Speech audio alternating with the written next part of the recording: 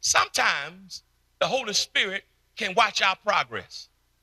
And if you aren't careful, your success in verse 4, your success in verse 5, if you're not careful, can create an atmosphere and an attitude in verse 6 that you can look at the success you've had in verse 4 and verse 5.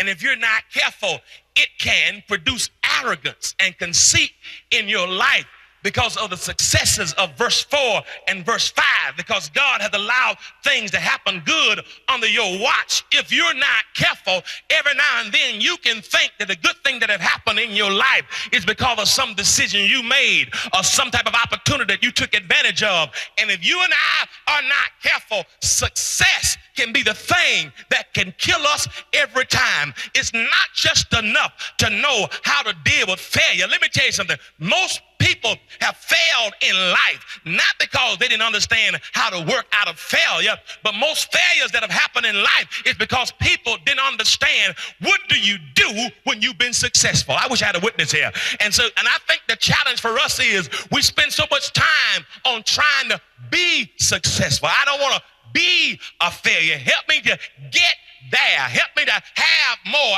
and do more and be more. But the problem is, what happens when God gives you more, lets you have more, lets you do and be more, but you don't know how to handle more when you get there. If you're not careful, y'all ain't feeling me here, more can be the thing that leads you into your mess. And sometimes God may send the Holy Spirit just to block us because he smells the stench of arrogance and pride riding up in us because of our previous successes in previous verses. But I'm here to tell somebody that even when God has been successful and allowed you to experience some success in your life, that you and I got to say, God, it ain't about me, it's about you. And if you don't want me to be ruined by my success, if you got to block me to protect me because you see something in me that I don't see yet, then God, I'd rather you block me now than let me fall and break my neck later. I wish I had a witness around this house. And you all thank God that he loves you enough.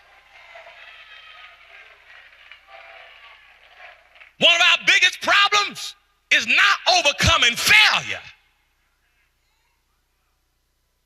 but properly managing success.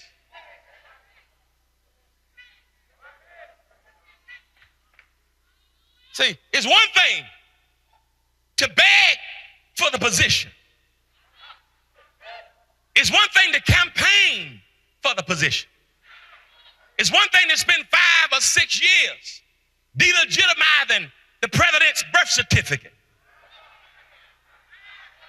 to build your back and your platform of tearing somebody else down. Y'all ain't saying nothing. It's one thing to spend all that time tearing somebody else up so you can rise off of what you think is their failure. But the question I want to ask is, what do you do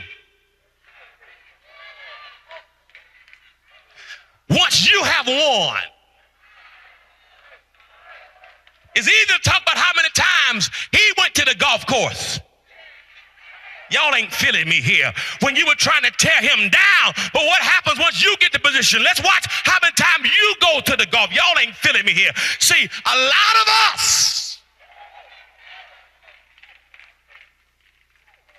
it's not about the rise to get there. The question is, how long will you stay there when you get there? Every day in my life, I understand now that sometimes success can create a mentality in us that if we're not careful, it makes us oblivious to the process.